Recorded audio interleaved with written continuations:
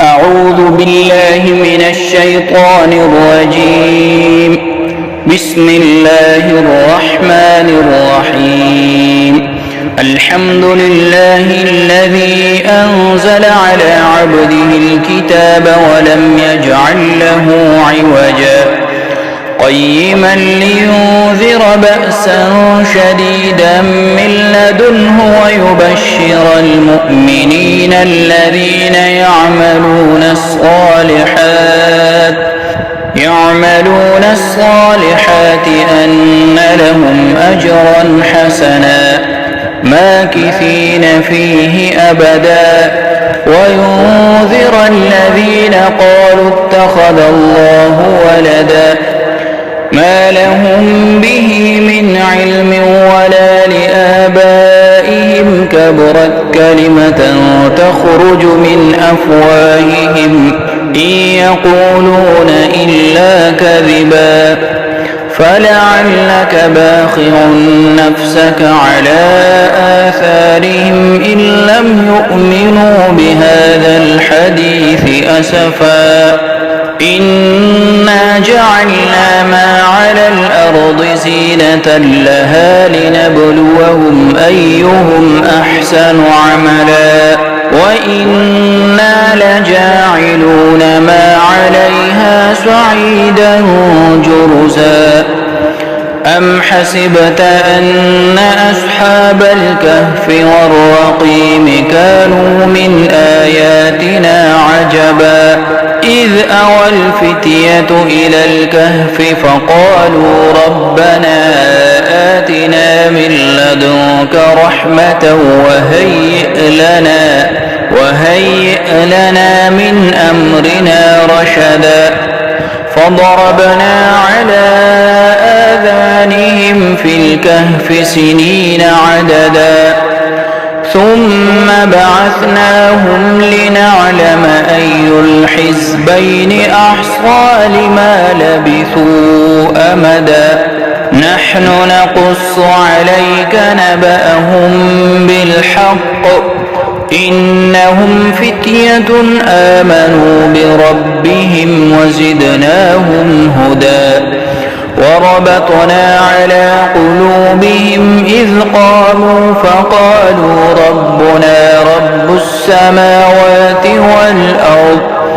لن ندعو من دونه إلها لقد قلنا إذا شططا هؤلاء قومنا اتخذوا من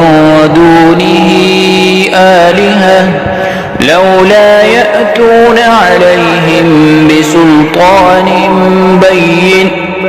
فمن أظلم ممن افترى على الله كذبا وإذ اعتزلتموهم وما يعبدون إلا الله فأووا إلى الكهف ينشر لكم ربكم من رحمته ويهيئ لكم من أمركم مرفقا وترى الشمس إذا طلعت تزاور عن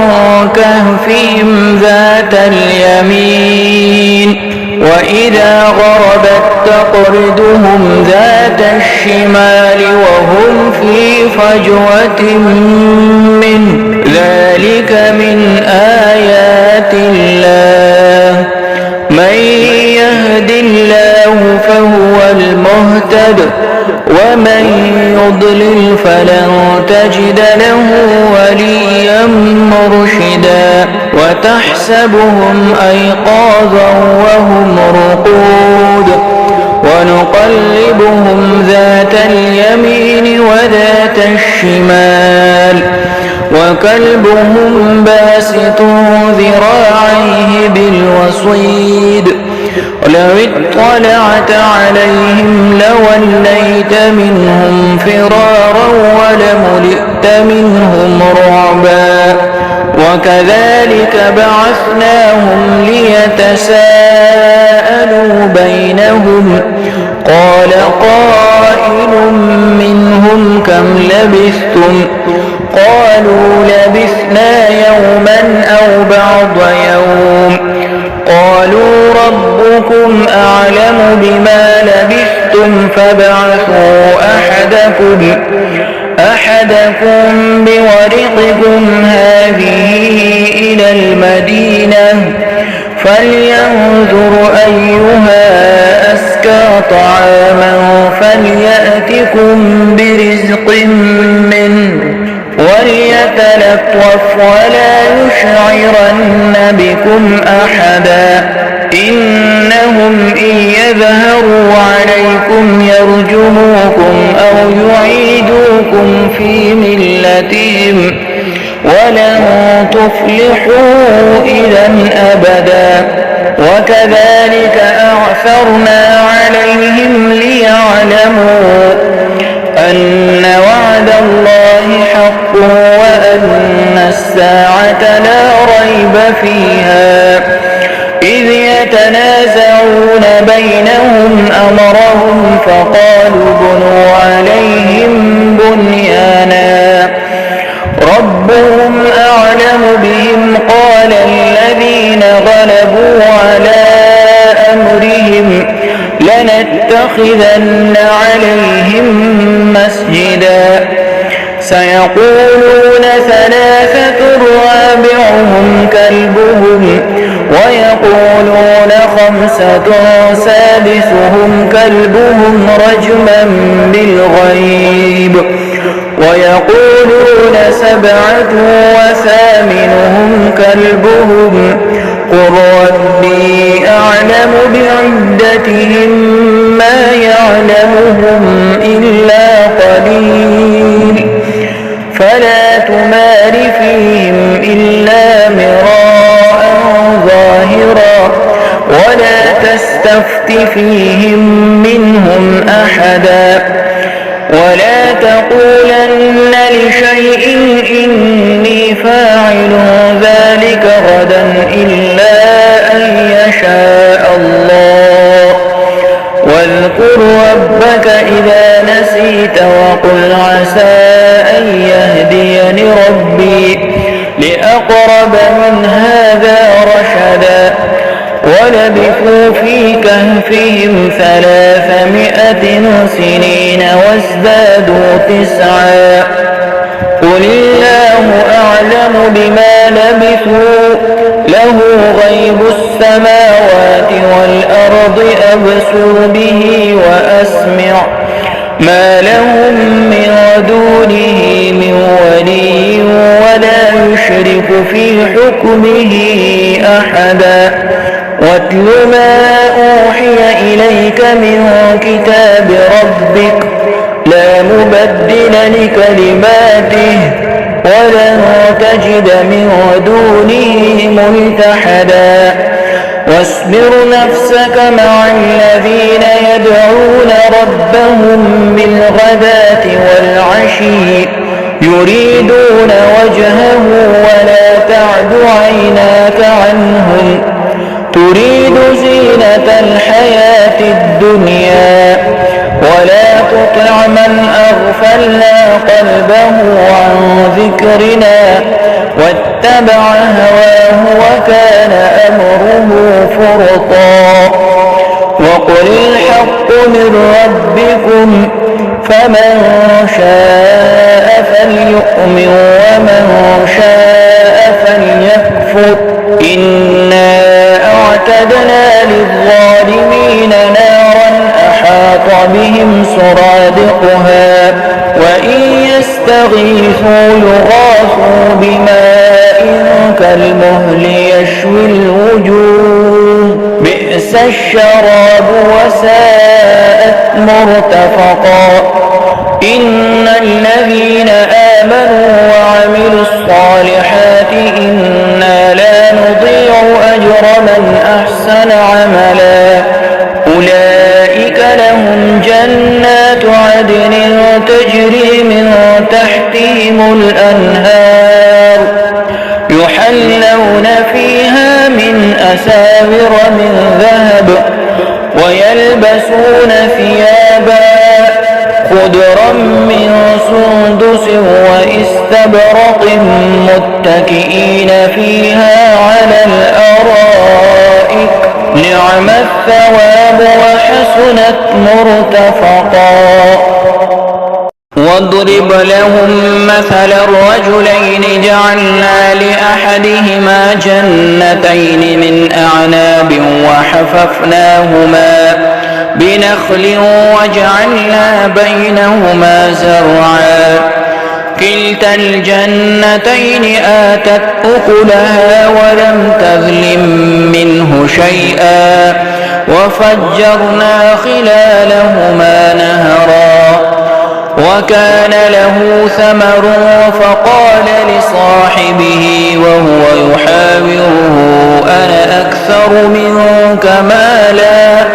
أنا أكثر منك مالا وأعز نفرا ودخل جنته وهو ظالم لنفسه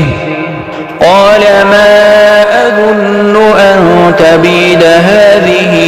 أبدا وما أظن الساعة قائمة ولئن رددت إلى ربي لأجدن خيرا منها منقلبا. قال له صاحبه وهو يحاوره أكفرت بالذي خلقك من تراب ثم من نطفة ثم سواك رجلا لكن هو الله ربي ولا أشرك بربي أحدا. ولولا إذ دخلت جنتك قلت ما شاء الله لا قوة إلا بالله إن ترني أنا أقل منك مالا وولدا فعسى ربي أن يؤتيني خيرا من جنتك ويرسل عليها حسبانا من السماء فتصبح صعيدا زلقا أو يصبح ماؤها غورا فلن تستطيع له طلبا وأحيط بثمره فأصبح يقلب كفيه على ما أنفق فيها وهي خاوية على عروشها ويقول يا ليتني لم أشرك بربي أحدا ولم تكن له فئة ينصرونه من دون الله وما كان منتصرا. هنالك الولاية لله الحق هو خير ثوابا وخير عقبا. واضرب لهم مثل الحياة الدنيا كماء كأنزلناه من السماء فاختلط به نبات الأرض فأصبح هشيما تذروه الرياح وكان الله على كل شيء مقتدرا. المال والبنون زينة الحياة الدنيا والباقيات الصالحات خير عند ربك ثوابا وخير أملا. ويوم نسير الجبال وترى الأرض بارزة وحشرناهم فلم نغادر منهم أحدا وعرضوا على ربك صفا لقد جئتمونا كما خلقناكم أول مرة بل زعمتم أن لن نجعل لكم موعدا. ووضع الكتاب فترى المجرمين مشفقين مما فيه ويقولون يا ويلتنا ما لهذا الكتاب لا يغادر صغيرة ولا كبيرة إلا أحصاها ووجدوا ما عملوا حاضرا ولا يظلم ربك أحدا وإذ قلنا للملائكة اسجدوا لآدم فسجدوا إلا إبليس كان من الجن ففسق عن أمر ربه أفتتخذونه وذريته أولياء من دوني وهم لكم عدو بئس للظالمين بدلا ما أشهدتهم خلق السماوات والأرض ولا خلق أنفسهم وما كنت متخذ المضلين عددا ويوم يقول نادوا شركائي الذين زعمتم فدعوهم فلم يستجيبوا لهم وجعلنا بينهم موبقا ورأى المجرمون النار فظنوا أنهم مواقعوها ولم يجدوا عنها مصرفا ولقد صرفنا في هذا القرآن للناس من كل مثل وكان الإنسان أكثر شيء جدلا وما منع الناس أن يؤمنوا إذ جاءهم الهدى ويستغفروا ربهم إلا أن تأتيهم سنة الأولين أو يأتيهم العذاب قبلا وما نرسل المرسلين إلا مبشرين ومنذرين ويجادل الذين كفروا بالباطل ليدحضوا به الحق واتخذوا آياتي وما أنذروا هزوا ومن أظلم ممن ذكر بآيات ربه فأعرض عنها ونسي ما قدمت يداه إنا جعلنا على قلوبهم أكنة أن يفقهوه وفي آذانهم وقرا وإن تدعوهم إلى الهدى فلن يهتدوا إذا أبدا وربك الغفور ذو الرحمة لو يؤاخذهم بما كسبوا لعجل لهم العذاب بل لهم موعد لن يجدوا من دونه موئلا وتلك القرى أهلكناهم لما ظلموا وجعلنا لمهلكهم موعدا وإذ قال موسى لفتاه لا أبره حتى أبلغ مجمع البحرين أو أمضي حقبا فلما بلغا مجمع بينهما نسيا حوتهما فاتخذ سبيله في البحر سربا فلما جاوزا قال لفتاه آتنا غداءنا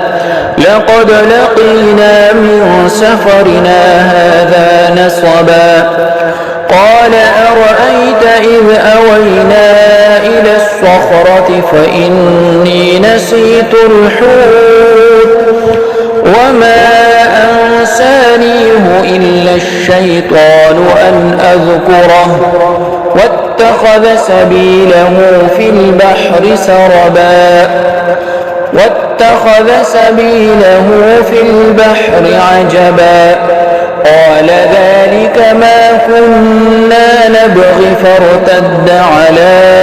آثارهما قصصا فوجدا عبدا من عبادنا آتيناه رحمة من عندنا وعلمناه من لدنا علما قال له موسى هل أتبعك على أن تعلمني مما علمت رشدا قال إنك لن تستطيع معي صبرا وكيف تصبر على ما لم تحط به خبرا قال ستجدني إن شاء الله صابرا ولا أعصي لك أمرا قال فإن اتبعتني فلا تسألني عن شيء حتى أحدث لك منه ذكرا فانطلقا حتى إذا ركبا في السفينة خرقها قال أخرقتها لتغرق أهلها لقد جئت شيئا إمرا قال ألم أقل إنك لن تستطيع معي صبرا قال لا تؤاخذني بما نسيت ولا ترهقني من أمري عسرا فانطلقا حتى إذا لقيا غلاما فقتله قال أقتلت نفسا زكية بغير نفس لقد جئت شيئا نكرا قال ألم أقل لك إنك لن تستطيع معي صبرا قال إن سألتك عن شيء بعدها فلا تصاحبني قد بلغت من لدني عذرا فانطلقا حتى إذا أتيا أهل قرية استطعما أهلها فأبوا أن يضيفوهما فوجدا فيها جدارا يريد أن ينقض فأقامه قال لو شئت لاتخذت عليه أجرا قال هذا فراق بيني وبينك سأنبئك بتأويل ما لم تستطع عليه صبرا أما السفينة فكانت لمساكين يعملون في البحر فأردت أن أعيبها وكان وراءهم ملك يأخذ كل سفينة غصبا وأما الغلام فكان أبواه مؤمنين فخشينا أن يرهقهما طغيانا وكفرا فأردنا أن يبدلهما ربهما خيرا منه زكاة وأقرب رحما وأما الجدار فكان لغلامين يتيمين في المدينة وكان تحته كنز لهما وكان أبوهما صالحا فأراد ربك أن يبلغا أشدهما ويستخرجا كنزهما رحمة من ربك وما فعلته عن أمري ذلك تأويل ما لم تسطع عليه صبرا ويسألونك عن ذي القرنين قل سأتلو عليكم منه ذكرا إنا مكنا له في الأرض وآتيناه من كل شيء سببا فأتبع سببا حتى إذا بلغ مغرب الشمس وجدها تغرب في عين حمئة ووجد عندها قوما قلنا يا ذا القرنين إما أن تعذب وإما أن تتخذ فيهم حسنا قال أما من ظلم فسوف نعذبه ثم يرد إلى ربه فيعذبه عذابا نكرا وأما من آمن وعمل صالحا فله جزاء الحسنى وسنقول له من أمرنا يسرا ثم أتبع سببا حتى إذا بلغ مطلع الشمس وجدها تطلع على قوم لم نجعل لهم من دونها سترا كذلك وقد أحطنا بما لديه خبرا ثم أتبع سببا حتى إذا بلغ بين السدين وجد من دونهما قوما لا يكادون يفقهون قولا قالوا يا ذا القرنين إن يأجوج ومأجوج مفسدون في الأرض فهل نجعل لك خرجا على أن تجعل بيننا وبينهم سدا قال ما مكني فيه ربي خير فأعينوني بقوة أجعل بينكم وبينهم ردما آتوني زبر الحديد حتى إذا ساوى بين الصدفين قال انفخوا حتى إذا جعله نارا قال آتوني أفرغ عليه قطرا فما استطاعوا أن يظهروه وما استطاعوا له نقبا قال هذا رحمة من ربي فإذا جاء وعد ربي جعله دكاء وكان وعد ربي حقا وتركنا بعضهم يومئذ يموج في بعض ونفخ في الصور فجمعناهم جمعا وعرضنا جهنم يومئذ للكافرين عرضا الذين كانت أعينهم في غطاء عن ذكري وكانوا لا يستطيعون سمعا أفحسب الذين كفروا أن يتخذوا عبادي من دوني أولياء إنا أعتدنا جهنم للكافرين نزلا قل هل ننبئكم بالأخسرين أعمالا الذين ضل سعيهم في الحياة الدنيا وهم يحسبون أنهم يحسنون صنعا أولئك الذين كفروا بآيات ربهم ولقائه فحبطت أعمالهم فلا نقيم لهم يوم القيامة وزنا ذلك جزاؤهم جهنم بما كفروا واتخذوا آياتي ورسلي هزوا إن الذين آمنوا وعملوا الصالحات كانت لهم جنات الفردوس نزلا خالدين فيها لا يبغون عنها حولا قل لو كان البحر مدادا لكلمات ربي لنفد البحر قبل أن تنفد كلمات ربي ولو جئنا بمثله مددا قل إنما أنا بشر مثلكم يوحى إلي أنما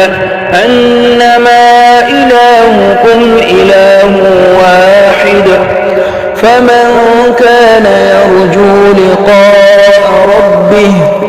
فليعمل عملا صالحا ولا يشرك بعبادة ربه أحدا.